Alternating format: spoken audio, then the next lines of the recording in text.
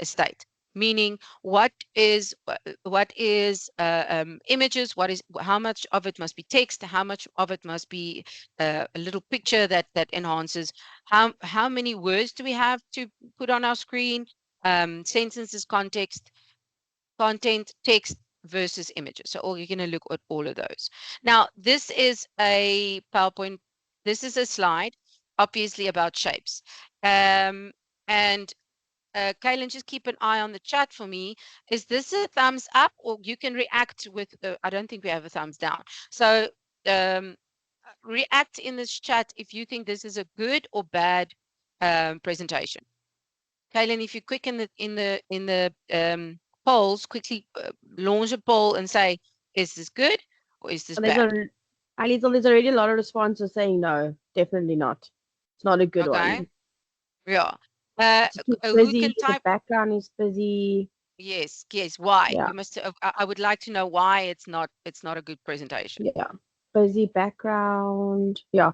Generally, it's too busy. Too busy. But let's then also look at the spacing. Let's look at the shapes. Where's my mouse? Visual overload. Yeah, so it's definitely visual overload, but let's look at our spacing here. There and there and there, and then all of a sudden, so there's no spacing in between the shapes. It's not aligned. So this is not aligned there, this is not aligned there. And then it's just generally a mess. It's way too busy. There's too much going on the screen. So we can all agree with that. Kind of painful to look at. It is, and imagine you have now little ones, small people, or and you're teaching shapes, and they don't know where are you looking at. I personally like the fact that the shapes are all the same color, because there is where's my mouse? My mouse keeps on disappearing.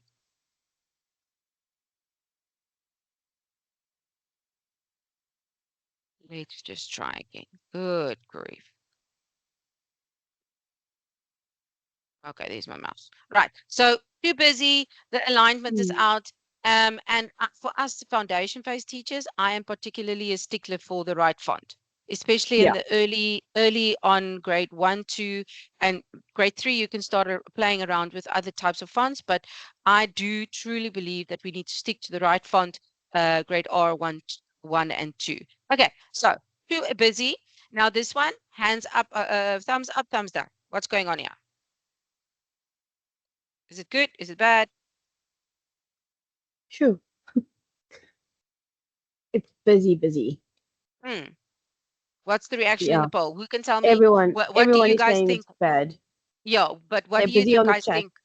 Yeah, what is wrong? The color's not making the wording clear. The text gets lost in the background. The color scheme is off.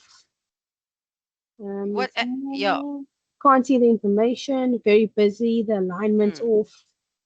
But and then are we talking about what are we actually talking about? This seems to be a brief history on who Caesar is or was, and then we have paintings of Caesar's play, and then at the top we have movies. Yeah, at the top we have movies over here, which is what are we actually trying to achieve here? So too busy, too much going on, and what are we actually want to achieve? Okay, so that is what we call cognitive overload. So there's too many things going on the screen, and the kids don't know where to focus, what to do, and what are we actually talking about. So when we're talking about cognitive overload, there's 4 things that we need to focus on. And we're going to talk about removing as much distraction and guesswork as possible. So if you go back to this one, are we talking about his history, the details of information of Shakespeare? Are we talking about the plays? Are we talking about art? So removing all the guesswork from a slide is what we want to achieve. So keep in mind, this Liesel, is not necessarily training or boot camping you as teachers on how to do this. No. I'm giving you the information so that you can then go in turn go back next term or in the coming couple of weeks and term 4, and you can teach your children this. So if you know there's a project coming up, if you're a language teacher and you know there's a presentation that they have to do, you can then do this and teach them how to make PowerPoint presentations. Good. So the first one is coherence, the remove distractions, images, sounds, text, and animations. So there's animation and then there's animation. We're going to look at that as well. Sound, images, redundancies, eliminate extra stimulus, avoid long blocks of text. We've all heard the phrase death by PowerPoint, where it's a bullet point and the presenter is practically reading off the slides. Where I had so many of that experiences in university. Then you feel you like, dude, why are you wasting our time with a 2-hour lecture and you reading off the slides? Send us the PowerPoint presentation. We can go through it ourselves. So we really have to be careful of too much text. Signaling, highlight key elements of the presentation. So again, when we think about the Shakespeare slide, it didn't even have a title. The maths one at least had a title to it. And then triggering, animate objects to appear one by one and not all at once. So if you are doing animation and you want your elements to come into the slide at once, then everybody needs to look the same. You can't have one flip and one fade in and one slide in. They must all look the same. So we're going to look at that as well. So here it is again.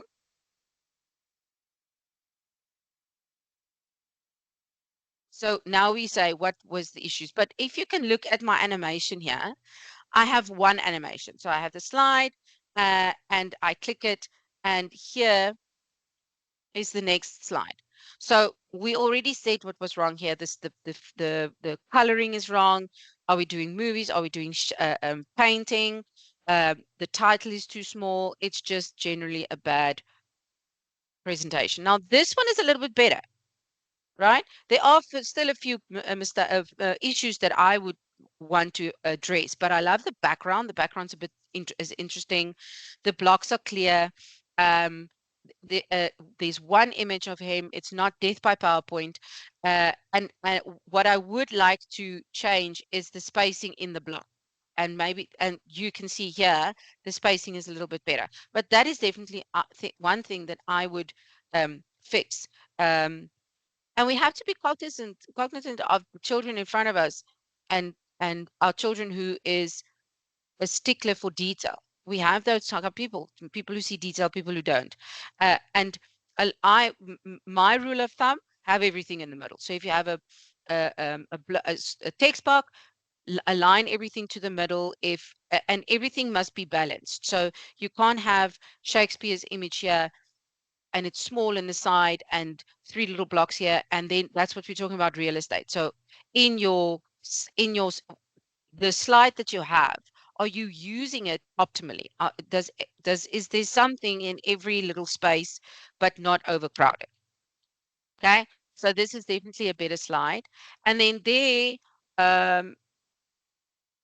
or is something else that you can add. Now this is a nonsense slide, but that's something you can add to create interest and to keep your audience attention. So you tell the kids, animate one element of your slide. So let a speech bubble fly in, or a surprise animation, or let something move and then it reveals something that keeps the audience's interest. It's like, oh, what's going to happen? What's going to happen next? So yes, we already said what was happening, what was wrong here. And let's see how we can fix this one. So we're going to fix this. This is now the fixed version. So now we can say this is much tidier. It's simple because shapes is already a lot of content and a lot of information. The slide is simple. White background, we know exactly the title is there, we know exactly what we're talking about.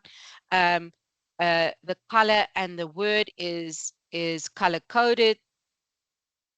And so this is a much better slide. The real estate is covered, it's balanced out, 4 at the top, 3 at the bottom. It is lovely. I would personally rather put the triangle and a parallelogram together and the circle and the oval together, but that's just my personal preference. But as you can see, this is much better.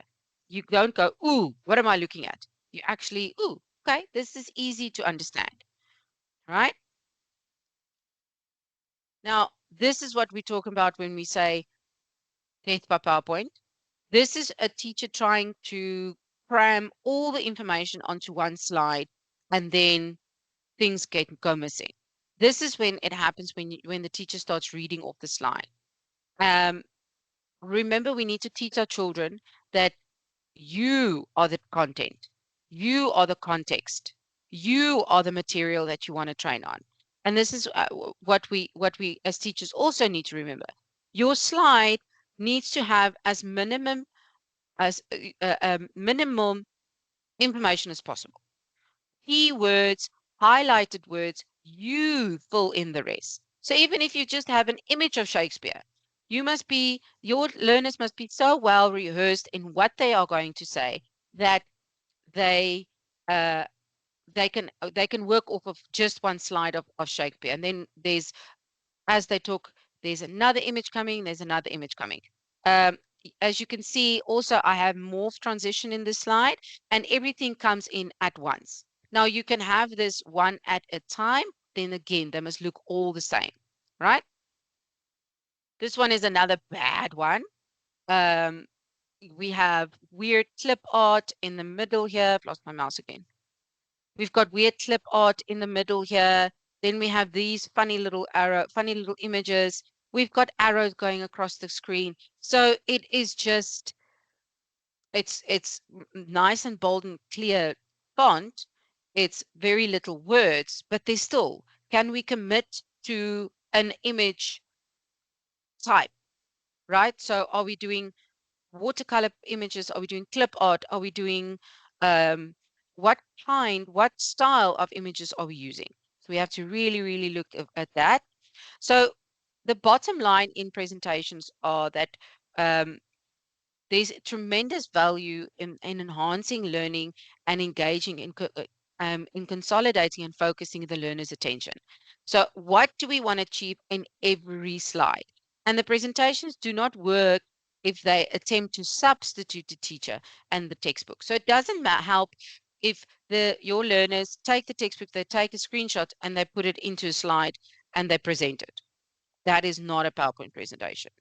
And remember, keeping the back of your mind, the soft skill that we're teaching here is one day they have to have a presentation ready or prepare a presentation either on themselves or a project or a CV.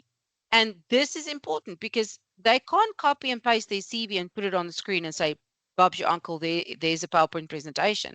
And absolutely not. There must be images, there must be keywords, there must be animations. Um, and that's I love PowerPoint. It is so much fun. Okay, so 3 quick tips on the aesthetic value of our learners. It must be legible.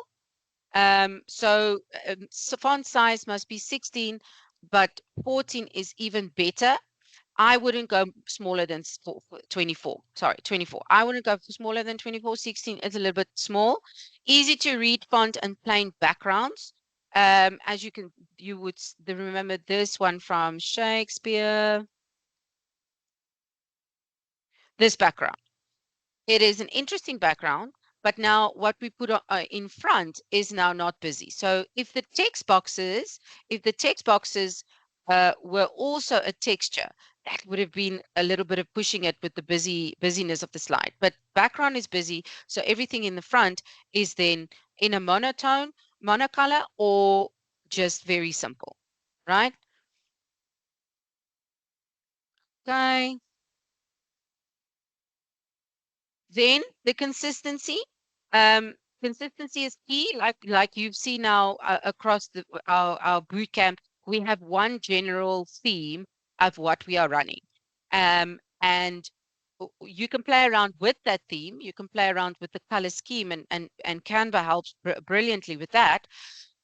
But it's not blues and purples and pinks and yellows and reds. It is one color to keep again, the busyness at bay. You can see there's lots going on the screen, but yet it's not so busy that what are we looking at? There's no guesswork going on because it's the same color scheme, the font is the same. I have the images that I've used is all clip art, and the only real color is our logo for this bootcamp. So that is extremely important to keep the graphics, keep the template, keep the color scheme the same. And then the three is images. More than 70% of learning is visual. And using icons, photos, and graphics is the key to an interesting presentation. So again, we teach your learners that you put 1, 2, or 3 images on the screen and you talk on the screen. You talk about the slide, right? So and not the other way around. Okay, so watercolors and graphics. This is so tricky sometimes because there are so many images that is behind a paywall or just has this watermarks in it. We have AI tools these days that can remove it. Canva can remove some watermarks. But generally, if you are pressed for time, you don't have now time to run an image through a tool to remove the watermark. Now, then you are limited to um, images that doesn't have watermarks. And let's say, for example, I'm very pedantic. If I do something on kids, so let's say, for example, uh, I want to use children in my presentation for some, let's say we're doing book creator, right? And we're looking for images that has got to do with kids. And this is the style of animation that I want. Or you want a Pixar style or a Panko style or whatever the style might be, but you want only that. You don't want different types of drawing techniques or styles. Now what? There's loads on these little guys, what they look like, but now they all behind a paywall, a watermark. Now you use a tool to remove the watermark, and that can be a lesson in itself to our learners. Okay, then stretching the image beyond its original aspect will pixelate it, and it just blurs out everything and it's illegible if there's text on the screen. It just looks haha. This image you can see was also cropped, so you don't see the top of the image. Maybe there was some other text that was there and you don't want it, then don't use it, right? Don't use it. So we're going to look at how to insert an image and don't let it pixelate from Google or from presentation itself. And then oi toch, we've all um, at some stage we're looking at this map of South Africa, our geometry teachers, um, and it blurs. I know I was preparing something for my son when we were studying, and I just could not find a map of South Africa. And when I enlarge it, it doesn't blur or pixelate. And that is also a very important skill that we need to teach our learners when they're doing, especially when they're doing maps. And there's a lot of fine, small detail on the image that we want our audience to know. So here I'm going very fast. Here are some tools that we're gonna look at. Pre-pick, up splash, flat icon, and Pixabay. Then these are all free websites that you can utilize for images. So it does require login, but some of them you can use without logging in. So we're gonna look at that. Okay, so first of all, how's the chats looking, Kaylin? Hi, Liesel. I think everyone is sort of so focused on you and what the information you're giving us that there isn't really anything happening in the chat. I'm just posting the names of the ones you're about to Yes. take a deeper look into the chat for them, Mm. and then I'll post the links as well. So hopefully they can also work alongside us and play around a little bit. Yeah, absolutely. I have to say some of the websites look a bit weird. You're going to see now the interface is a bit weird, and some of them, especially Free Pick and Upsplash, it looks a lot like AI generated generation model or tool rather than just images, but we'll go look at that now. I want to just quickly show you the more. Did some of you pick up the more technology in my slides? Mm, Okay, so we're going to look at more transition. Hands up, or give me a clap if you let's quickly go back to our chat. Hands up if you've worked with more transition before. Well, just a react. Whee!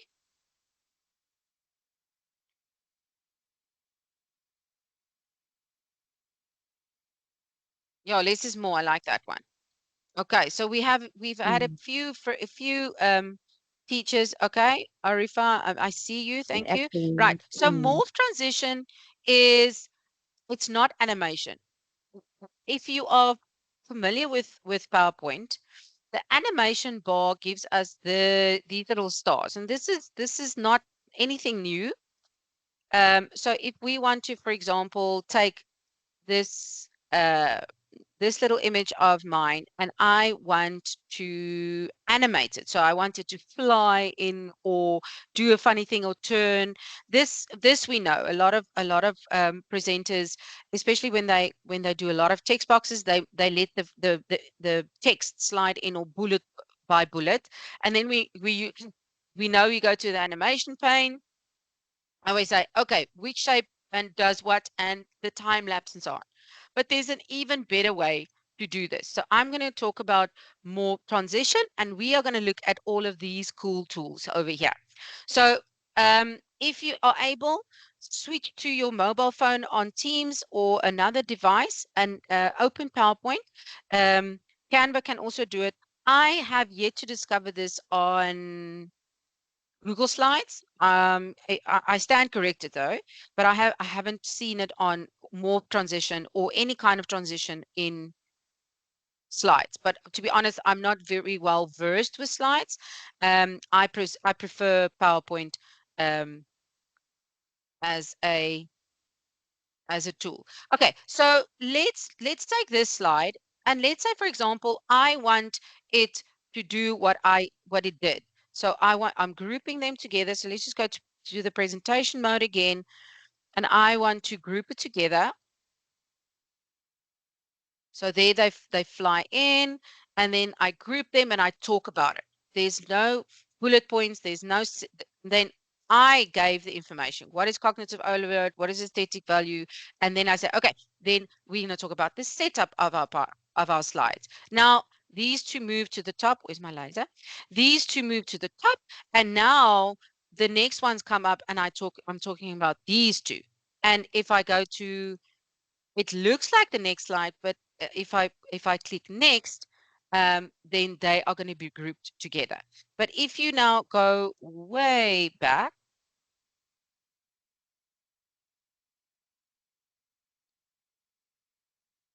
and you go, can you see how everything Mm. smoothly morphs into the next presentation, into next slide?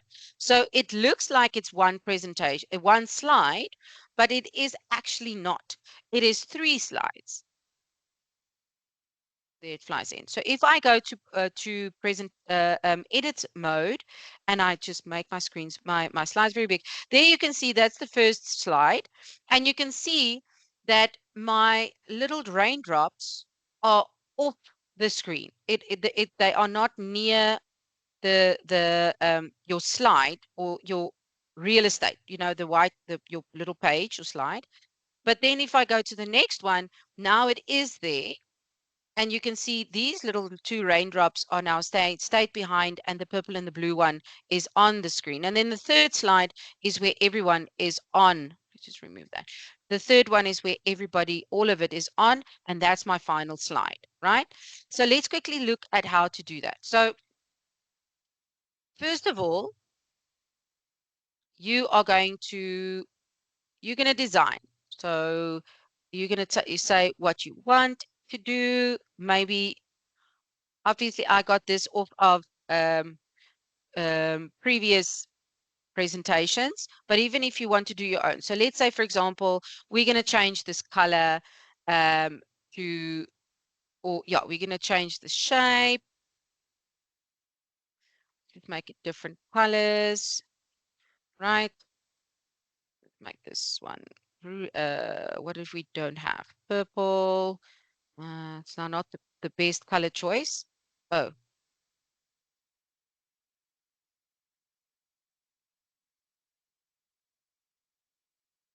it's interesting that those jumped to squares and the others didn't. Oh, those are horrible colors, but I'm just clicking. Okay, so let's, for example, say you've got your images, you've got your design. So this is our theme. This is our general theme for the 4 days. This is bootcamp theme. So first you want to do is you want to scroll out. So you want to make the screen big so that you have, or the slide small, that you have the outline. So you can then drag everything off your slide. Now, if you have a text box with text in it, if you have a shape with text in it, group it, right? So I'm going to quickly ungroup this, because if you move it, oh, ungroup.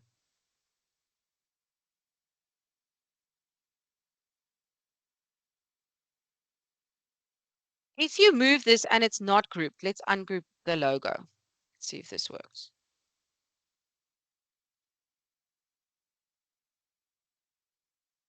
So you can, oh, good grief.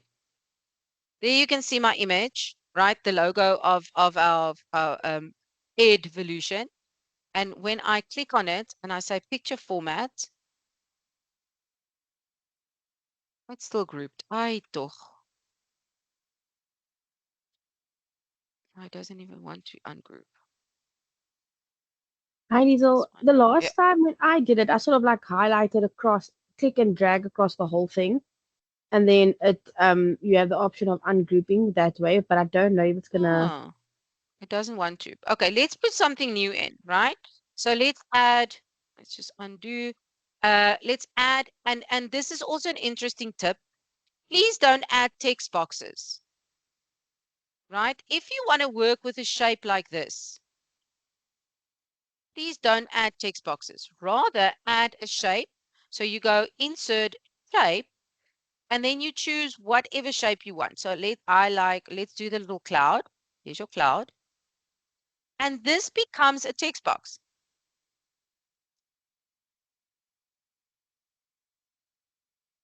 It is automatically a text box, right? You don't have to add a text box over it. It is a text box. And now if I move, everything moves together because I've added a shape, right? I didn't add a text box over a shape. And that is what happened here. When I got the original slide deck, the image, the block was separated from the shape, from the text. Meaning if you drag it off the screen, the text stays behind or the shape stays behind. And that's what we don't want.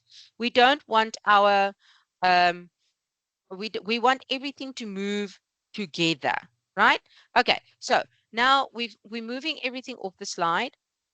We've done what we want. We've got all our information in our slides. Let's keep the computer there. But we've got all our information that we want. Now we need to decide, what do we want the blocks to do, right? So now we're going to duplicate. This is very important. Don't insert a new slide, duplicate. So on the left-hand side, you are going to right-click on the slide, and there you can see duplicate. Don't new slide, reuse, and none of those. Duplicate slide. So now you can see you've got two slides that looks exactly the same. Nothing's changed. Now, this second slide, you now start dragging, and this is the easiest morph transition that I can show you. You start dragging it onto the slide. So you're going to drag there. This is going to be, let's put this over the computer and that there. So you drag everything onto the slide, maybe just this two, like we did. Now you duplicate again because we've got 2 blocks left. But the block that the slide that we just edited, that is now our new original. Now we're going to duplicate this one and we're going to do the same. Now you guys move up. You are done. I'm done. I'm already spoken about you. You guys now come into the slide. Now it's your turn. Now I'm going to talk to you, right? Now, what you do is you select the slides that you have just edited. So those are 3 slides. Then you go up to transition and you say more. Now you go to presenters mode. It's either the bottom right-hand corner. That little button starts on the slide that you are. The one at the top left-hand corner, that starts from the beginning. So always be cognizant about that. If you are going out of a presentation, and teach your children this. This is finer a note. If your children needs to toggle between the internet, internet clip, and they can't put it in the PowerPoint presentation, please show them this little icon. This starts from where we are, and this little icon starts from the beginning. We don't want to start from scratch. We're going to start from this point, right? So now there is that morphs in. You guys are done, and the next 2 comes in. And that is how simple and easy it is. Now you can play around. So if we have a solid one, let's take Shakespeare, for example. Here you can see that first I drag this cognitive overload off of the screen. You guys couldn't see it. If I go into presenters mode, you can't see it. But I've added morph transition, right? So the morph transition was I can't remember, the crash, the dissolve or something. Oh, the vortex. But there are so many. Look at this one. I like this one as well. So again, let's say, for example, you have this is your slide, and now we want this slide to morph. So what we are going to do is we are going to take it off, drag it off the screen, off your slide. So again, make your slide smaller and drag it off the screen. Remember, even that little part, we will be able to see. See there. So make sure it is completely off the slide. I'm just going to remove the morph.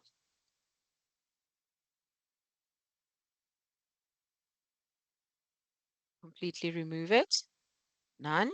Okay, now we want to do something else. So what I also like is, and remember now what we do is we duplicate the slide, because now you work on the second slide and say, okay, in your morph, I want this to go over everything, but I want you to crash or crinkle. Yeah, crunch.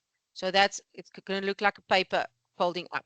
So if we then go to presenters mode and I click next. Yeah. That looks so cool.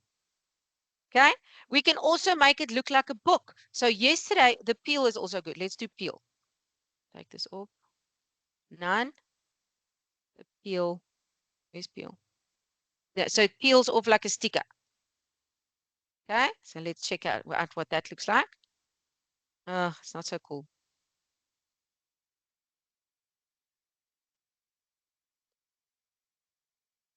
Oh, there we go. Okay, I had to give it a little moment.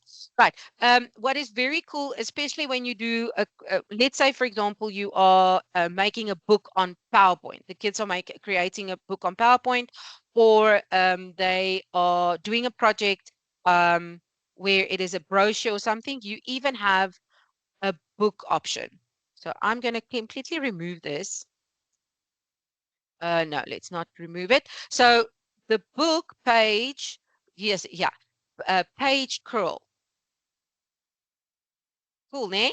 So what you can then also do is, and please YouTube all these things. There are endless amounts of more transition ways on the internet. But if I go, what you can do is, if you have a actual book. So let's say, for example, you're doing a read aloud activity in foundation phase, and you are using PowerPoint. You scan the book in. Now you want it to go into PowerPoint. but you want it to look like a book, you can absolutely do that. So what you do is you click on book curl. This is what it looks like. Go back.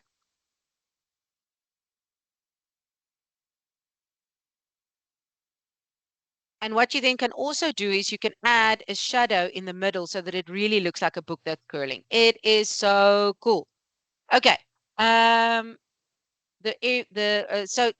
Kaylin, have we got any feedback on this chat yet? Not really, Liesel, just people reacting that it is really such a cool, that the morphing transitions are really, really cool. Yes. And when I started playing around with this, it was seriously intimidating. It was seriously daunting. It's like, what am I? And then I'm trying to, I in the beginning I YouTubed a lot of videos on this, and then it's this, they either move too fast and then I pause it. I'm like, oh, good grief! There's either a step that I've missed, but my morph doesn't work. It doesn't look like yours. But the more what I've learned through my self-study of morph transition is, what do you want it to do? What do you want it to look like? Right? And that will help with the morph in what. So if you're doing just normal morph transition, this one, what do you want it to do? Does it fly? Especially if you have this one. Yeah. So this one that we had, you see, it's all off the slide. But I can now do other things with it. I can have it go there and across the page, right? I can have it do different things. So I'm trying to think of a slide that I can quickly go to that can show. Let me quickly see if I can find it. And this is also just pure morph transition. It's nothing funny, nothing new, like we've done now. Hmm. Liesel, one of the participants says, never mind the learner, she's learning a lot, Yeah. which is the Yes. goal. That's awesome. Yeah. And if you start playing around with this, it is amazing. Okay, so this is another morph transition that I did with training last week, Tuesday. So this is my AI training, where we say, okay, where do we find AI in the world around us and the background? So that was first one, visual assistants, social media, stream services, um, online shopping and convenience. But then look at my more. So every slide is doing something else. Okay. So if I go and into presenters mode, it'll look like this. And this. Can you see? So there's an image behind it. So now I'm going to say, okay, streaming services. We have Netflix, Prime, Disney Plus, and they do all these. Did you like this? Rate this movie, rate this series, and that's how they use the AI algorithm at the back to suggest to you what to use. So this is my try. This is another more. So if you know what your types must do, then Oh, it's the easy. participants are loving that. I know. It's so cool. Do I have another one? Here's another one that looks like a file. Oh, that one's cool. No, That is so cool. let's just have it reset.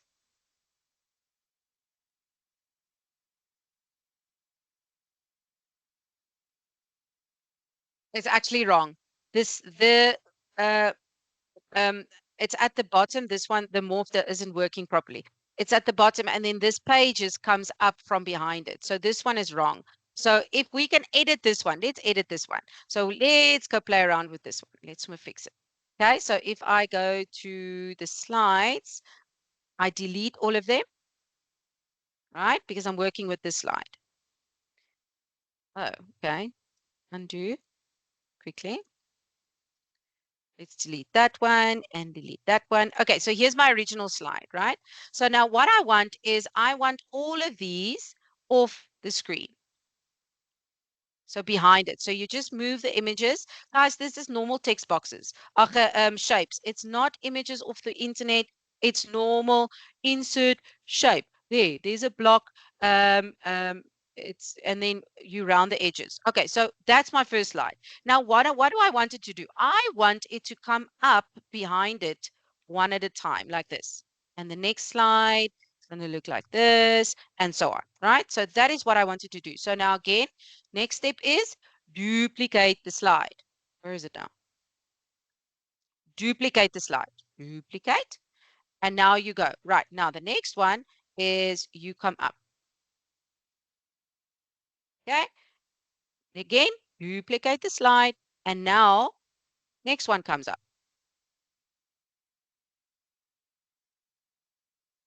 Okay. Remember to group your things together. If you've got text in the box, group it together. Otherwise, the text is going to stay behind.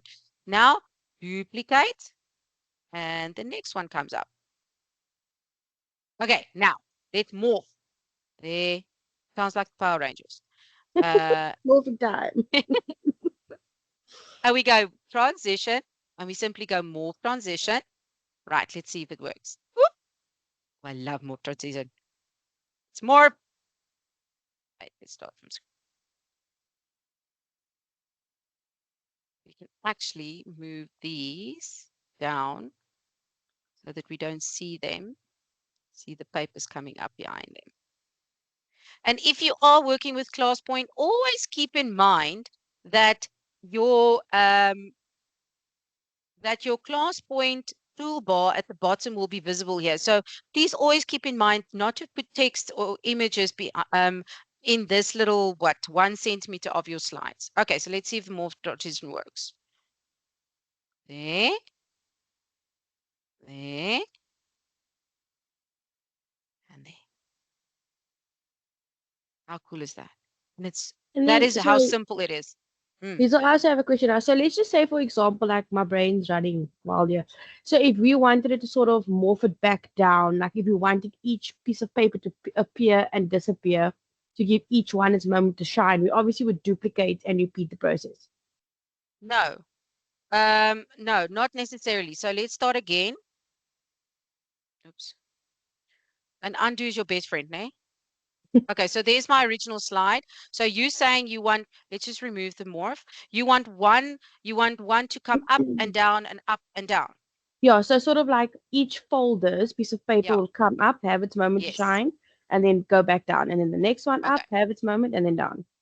okay. So we're going to duplicate the slide. This is the first slide. This is what the audience see. Now we want one at a time, one of the papers, let's call it papers, one of the papers to come up.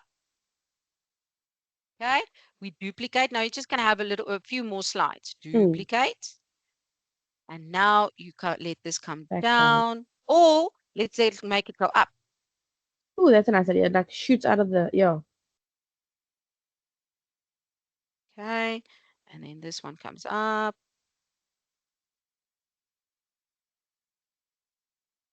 Duplicate. So every time there's another step, you duplicate. So Mm. now this one goes up, and this one comes up. That's a bit high, okay? And now you highlight all the slides that you want the morph to be applied to, and then you say morph, and then we're going to say, nope.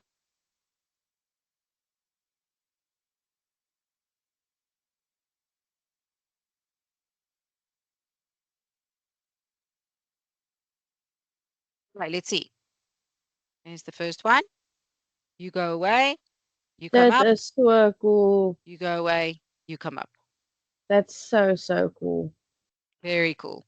The And the then thing just that you for, sorry, I just for the, for argument's sake, you said you're gonna highlight the few slides that you want the morph to be added onto. How did you yeah. highlight them? Okay, so You selected a few. when you come to your slide previews over here, so let's say for example, let's make it smaller so that you can see. Uh, so we worked on all of these. So I don't want morph to be on that slide, right? Mm. So morph is going to start here, but it is also important to select from the bottom up.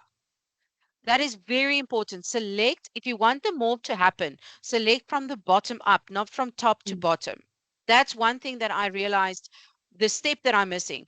Everybody, the guys that I've taught, that I've learned from, they select their slides from the bottom up and not from up to down. Then your morph works. It's a bit of it's a bit of a mission. So I'm holding, I'm keeping in select on my keyboard, and I'm just pressing the up arrow. That'll Okay. select the slide that I want, right? So if I make my slides even smaller, so I go to the last slide that I've morphed, or I want it to morph, and I hold shift in and I use my up arrow to select all the slides. And then I just go click morph. Nice. Thank you, Rizal. Okay, awesome. All right, so that is morph transition. Close this one so that I don't get confused now. Okay, that's morph. Now, on Canva, morph works. Canva also has morph transition. So I've taken this slide here, but in Canva, it works a little bit different.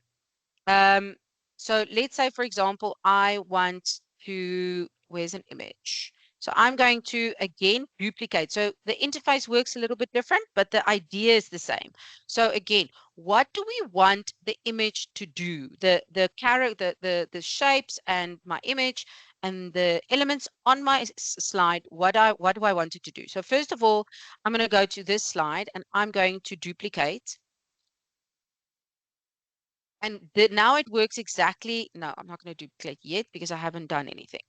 Okay, so now it works exactly like PowerPoint. I'm going to make my slide smaller. So you hold Control in and you use your roller on your mouse to make it smaller.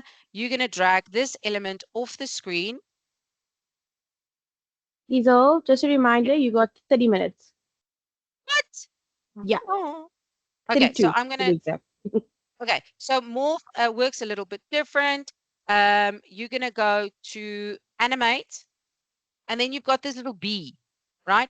So here you've got a lot of things that it can do. So let's put some of the tumble in. There's pulse, flicker, rotate, wiggle, wiggle, wiggle, wiggle. Uh, neon, scrapbook, thumb. Okay. Then at the top you have all these other image effects that you can add. But when we want to animate, you click on this little bee. So where do I find it? You go to animate. You go to the left, you click on B, on the B. Now, what I can do is I can drag this element across my slide, and that is the route that my element on my screen will take. So then there's your morph on Canva. Okay. Um, so if I can go and show you something else that I did on Canva as training.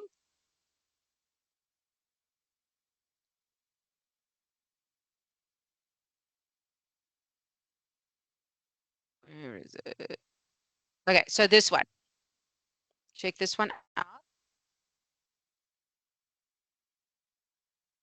So this is only one slide, né? So Canva even works with less slides than PowerPoint. So it's the spotlight effect. So what happened? I added my text and I made my text the same color as my background. So my background was white, right? I made it black. Then I added the text. This is next level, and I made it the same color as my background. Then I added an element called spotlight. So I searched for spotlight.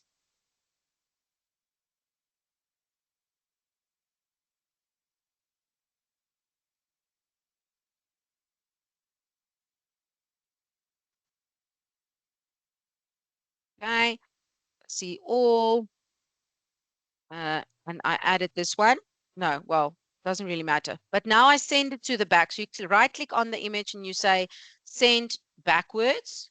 And now it's also behind the font. So if I delete this one, now I've got a new one. Okay. What did I do now? Okay, so I'm going to delete that spotlight and I'm going to select this one, make it a little bit smaller, and I'm going to put it over there. Now I want to animate. So you select the element that you want to animate, which is the light. I'm going to animate. I'm clicking on the B and then I go. I drag it where I want it to go. And now if I go in presenters mode, it looks like this.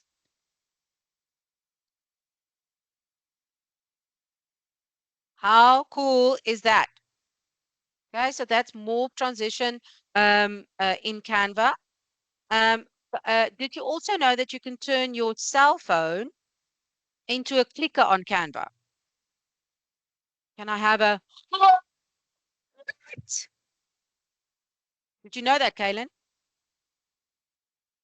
I had no idea. I didn't even know about the spotlight thing. I'm learning so much today. Okay, so not all of us have got clickers. I mean, good grief, who's got a clicker for a PowerPoint presentation? Almost none of us. It's all these fancy people who've got clickers. Um, but your phone, if you're working on Canva, your phone can become a clicker. So if you are in presenters mode in Canva, and now I'm going to also teach you a new word because these little three dots is called an ellipsis. Such a pretty word. I just look, it's such a pretty word. It's called an ellipsis. So if you click on the ellipsis, then you're going to click on share remote control. Then you are going to scan the QR with your phone.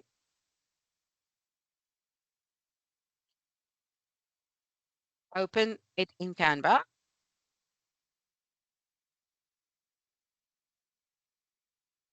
And now your phone looks like this, right? And you can click. So if I go to a slideshow, uh, let's just go get an, because that one only has one slide. So it's not going to give me the arrows that I want. So if I go to Evolution and I go to presenters mode, there, go into presenters mode, click on the ellipsis, click on remote control, scan the QR with your phone. It's going to connect, right? It's going to look like this. And now you can see that I am going to control my slide, the slides with my phone. You see that, Kayla? That is so cool. So these are all tips and tricks that we can teach our Mm. children, our learners. I mean, when we were planning, Hagen said to me, Liesel, this is so cool for kids who needs to present themselves at university level. At some Yeah. or other time, I didn't know that. You have to go in for a presentation on yourself. Now, imagine how cool you are going to be if you're sitting in front of the panel and they're slightly older than you and they're not as up to date with what we can do on our computers and our devices, Mm. and you Mm. and the kids whip up their cell phones and the cell phone becomes the clicker for their presentation. I mean, that's just setting the children apart and it boosts their confidence. um, we make Liesel, their lives easier. Yes. there's a question. Someone's asking, can the cell phone clicker only be used when using Canva? Yes. Okay. Okay. Yes, And it the is a other person, Canva feature. another person says, I've always wanted a clicker instead of walking to the laptop all the time. Oh my word. Imagine just standing at the back of the class and just, instead of having to walk up Yeah. and down, up and down. Oh, Yes. so cool. Right? You can now move in between the kids and say, okay, guys, are you ready? You click next on your cell phone, and you are in the class. You're busy troubleshooting with the child. You're busy helping a child, but you don't have to run back and forth. So sorry for your step count. That's now going to drastically reduce. But I mean, honestly, we can't have it all, people. We can't have it all. Okay. So, 25 uh, minutes, eh? yeah. Okay. So let's quickly go and look at the our images. You're going to have to move up now. Don't know where I want to put you. Right. So here's Google Slide. So on Google Slide, you want to add an extension, and that's flat icon. So first of all, so there's flat icon, and I'm going to click start. So I'm going to do it again. I went too fast. So you're going to go click add-ons. get add-ons, then Google is going to ask you to do this. And then you're going to search for flat icon, right? Flat icon. There it is. You click on it and you say install. I have already been installed, so you can just click this button that says install. When you then go into Google Slides and on your toolbar at the top, it will give you an extensions. Then you're going to go to icons for Google Slides and you're just going to click on start. Now you are in my way, right? Now I can look for anything I want. Give me a topic. Mountains. I don't know why I thought of mountains. And they are flat icons, so it's not, and it's sometimes the cutest little pictures, right? So Mm. you you can insert that into your slide. So again, when we are working with images, like I did here, like I did on this slide, right? The images that I used, that little eye, the I don't know, 3 circles, and this little image, that's the universal icon for images, but it looks the same, it's in the same style. So if you go on flat icon in slides, you can use this as then all your pictures are in the same style. And it's really sometimes super cute images. So if the kids are on Google Slides instead of um, presentation mode or PowerPoint presentation, MS PowerPoint, then they can use flat icon as an image search. And it's really so cool. So when we want to search for an image, okay, so let's go. I've got all 3 open here. Here is um, free pick. So I've logged in already. No, I don't want that. This is the pay rate, the pay model, which we're not going to look at now because we want to just do it for free. And you can see I've already used it. But we can search for ancient Egypt. And these images do not have watermarks. So if it's got a little crown like that, then it means it is behind the paywall, but anything else is free. All right, so you click on the image and there you have a download option.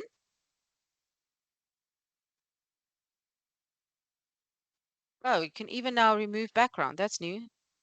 Oh, very cool. Okay, so then you go to your download icon on the top right-hand corner, and your image is then downloaded to your computer, and you can use it at your leisure. Liesel, there's a Yeah, question. Can we use Straticon in MS Teams? I don't know. No, I doubt it because MS Teams is Microsoft and flat icon is an extension for Google. But we can mitigate it because okay, so I've downloaded that image. Let's go out here. Let's go back to slides. So this takes a little bit of work, but if you really like the flat icon, but wait, hang on. I saw some of these little images on one of the other.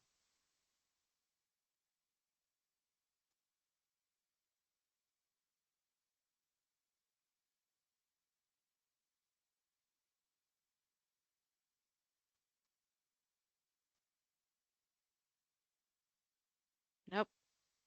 It was one of them where I actually also saw the same images that I just used in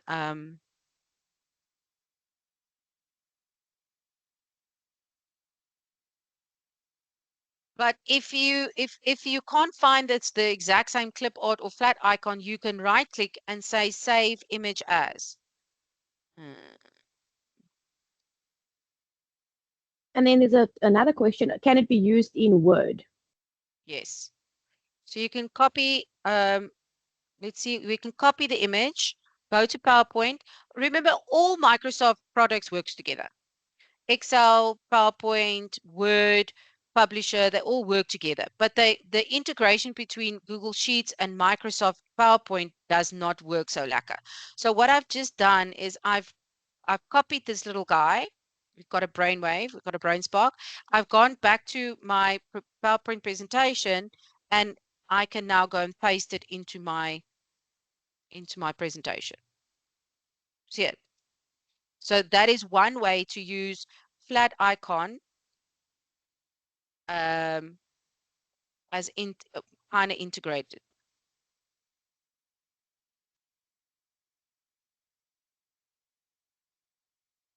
You could also use flat icon as is. So here's flat icon as, oh, there, that's where I saw it. You can actually also just use it um, as a website. This is an extension. It's added onto your toolbars. You don't have to toggle between the websites, but if you want to use flat icon just for the images as is, and you don't want to toggle between Google Sheets, copy and paste, here's the website with all the thousands and thousands of flat icons. So this is flat icon is basically the new clip art. Just another word for clip art, which is cute. Okay, so there's got sport. These are all behind the paywall, but I can go and download it individually. SVG file is blocked, but I can do a PNG file, and that's okay.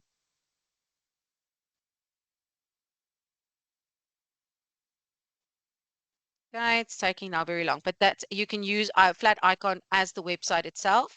Okay, we did Canva. Here is what is this one?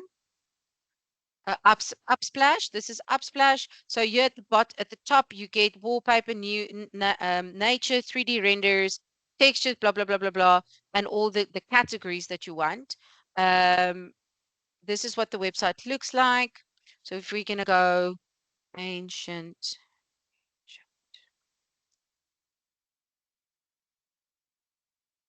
remember these are all for no watermark. So you can see there's a little watermark there, Upsplash, but it's now not that bad, right?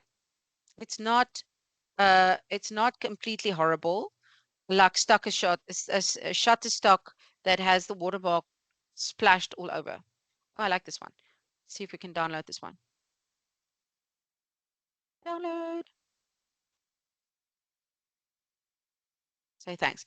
Okay, so there I've downloaded the image and it is in my computer, downloaded successfully. So that is Upsplash can do it. Here we have, here again, clip art, cut out, cartoons, nature art, Halloween, food, leaves, blah, blah, blah. What did I click on? Let's see what cutout looks like. Okay, we're going to do again, ancient Egypt. Oh, this is cool. Okay, so these images, and remember, if the image looks like this with the little blocks at the back, then that means that this image doesn't have a background, right? So if you don't want your images to have necessarily a background and you want to use it more as just clip art kind of image, then you can see that it doesn't have background. Now, what is interesting that I've noticed now on Pixabay that is new is edit with Canva. Check it out. Edit image in Canva. Holia. Oh, wow. So there it generates in Canva. And now I can remove the background if I so please. Oh, we're not going to be able to remove that background. Let's take this one, edit in Canva, and I can remove the background. So if I open it, well, it's going to open itself. There's the image, and up here it says BG remover, background remover. And now I have just the two of them. I can also then say set as background on that's your slide as background. That's very cool. Okay, so that's Pixabay. There's also a website called Background Remover that you can use, but this is a bit of a mission, or not mission, but it's doing a whole lot of things together. So let's say we download this image. No, I don't want to donate.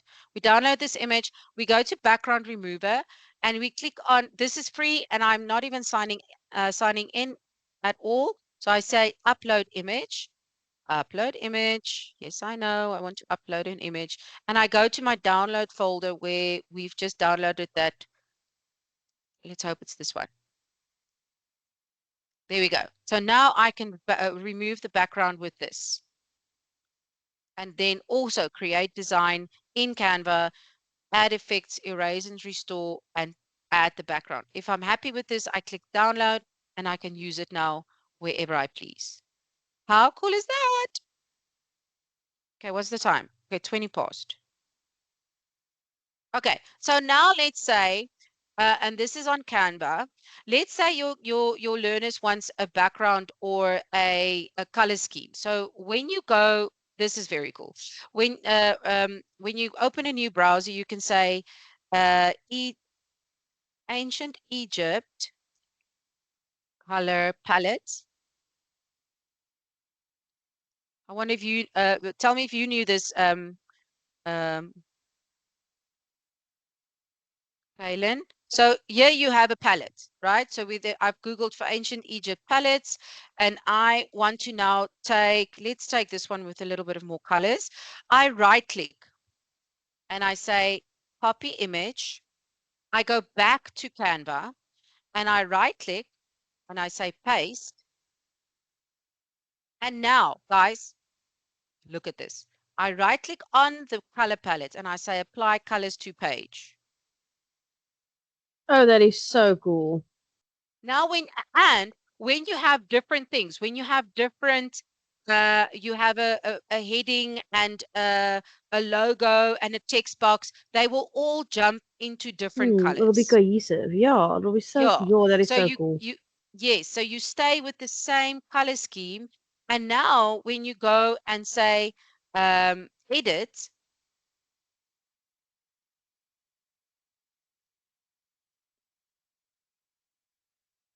let's say you want to add a page, um, and you click on the color scheme, there is the color palette still. So there's your photo, That is right? so cool. And then there's the palette that we copied. So in all your slides, now you can not so go click and apply, click and apply, click and apply. You can simply go through the colors and keep the color scheme. Um, remember, consistent, cohesive, eligible, not too much going on the screen. So that's applying color on Canva. Let's quickly look at, and then I think that's the last thing that we're going to do. Let's quickly look at adding.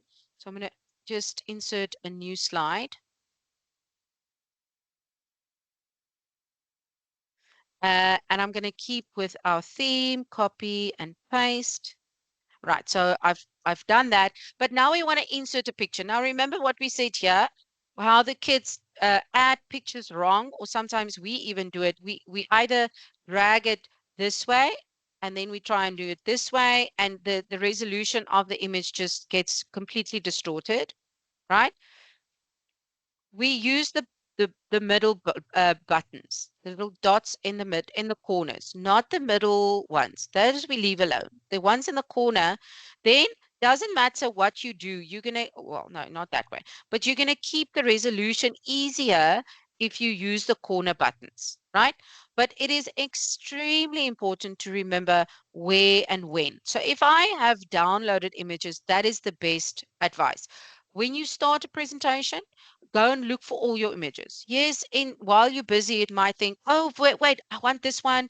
Oh, wait, I haven't done, I want to change this one. This one doesn't work so lacquer. Then you can go and edit. But before you start your presentation, before you start editing and planning, go and look for all your pictures. Now, if you want to insert directly from PowerPoint, you click on Insert Picture, and then this device, because remember we've downloaded now 2 images from ancient Egypt, and now we are going to look for it wherever we've saved it. I've saved it's still in my downloaded image. Now, please don't resize it like this. Keep it in the block and drag. Then you keep the resolution and it doesn't blur, right? When does an image blur? An image blurs when we are going to look for an image. Let's say ancient Egypt. Oh, it doesn't, it's not there yet anymore. Ancient Egypt. And I click on images and I directly copy from the search. That is the wrong way to do it. So let's do the wrong way. So if I like, let's say this one. Oh, there's a map, so I can do 2 at once. There's a map. I copy the image.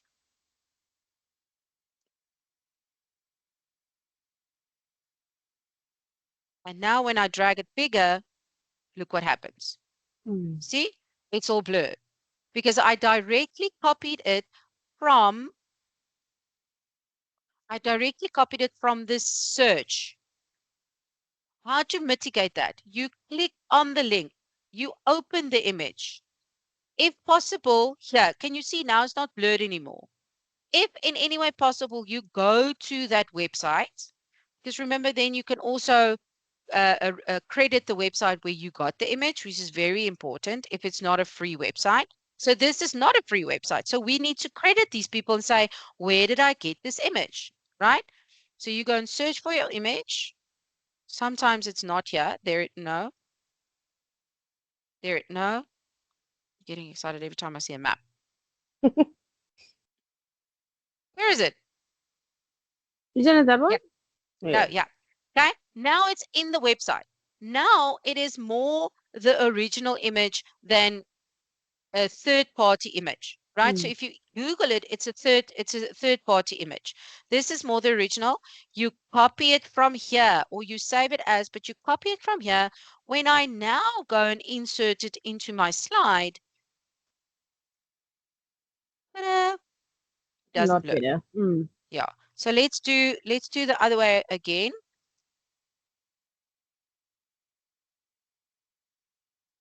And then you can see the difference. So copy it straight from your search engine. It will completely.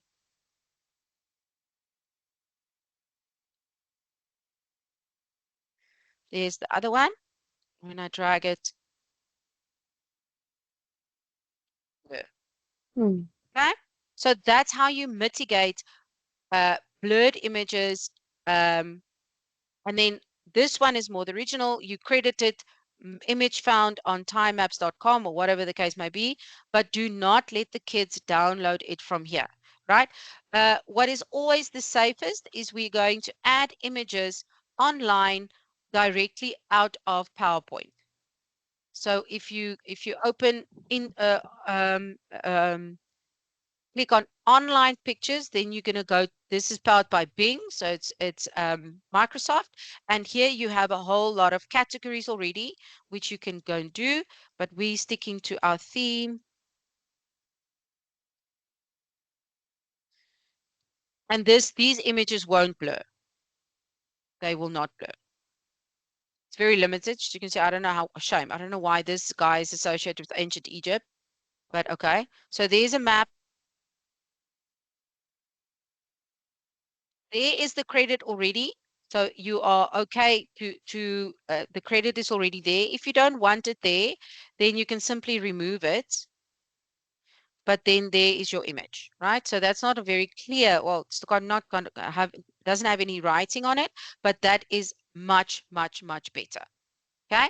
Another thing that my grade threes are enjoying tremendously is 3D models. So if you click on in your toolbar, you click on insert, next to the little duck is a little cube that says 3D models. When you click on it, this will open up. Online 3D models. Somewhere is a pharaoh. Okay, we're going to say ancient Egypt. And it's seriously limited, so it takes a little bit of searching. Okay, there's Pharaoh's crown, or whatever you called it.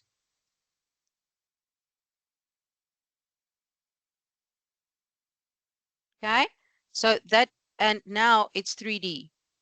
It can turn. So cool. So cool, right? Now, if we want to apply morph transition, this is even cooler. So let's say, for example, it's facing this way, and we add text, right? So let's pretend that there's text in this block.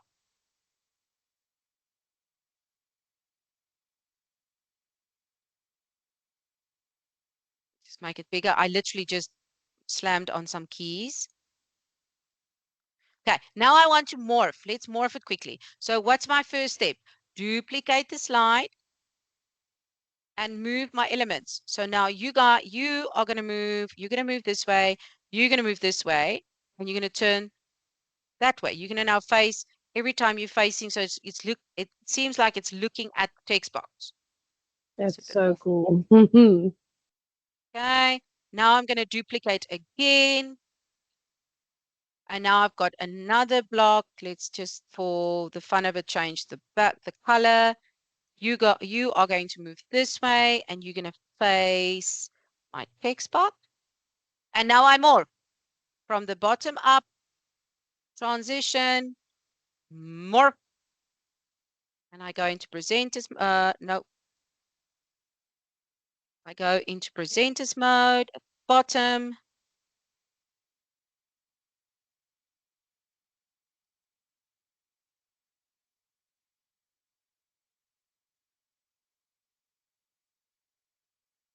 And I've morphed my image. Cool, That's eh? so cool. Yeah. Oh, yeah, so cool, so cool, so Diesel, we cool. only have like a minute, but there is a nice question in the chat for you. It's Yeah. asking, I've seen some presentations where characters' lips move to make it seem like they are talking. Do you perhaps know how one can add that effect? Uh, Melissa, that's serious AI. I did it. But it takes about 3 different AI tools to do it, and it is behind a serious paywall. I didn't pay for it, and I could do only 2, and then my credits were finished. So, yes, there is. If I can quickly show you,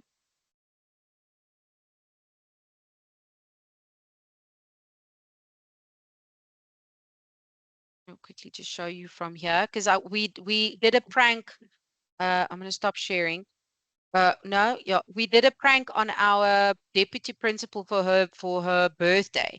And I took a photo of her, and I did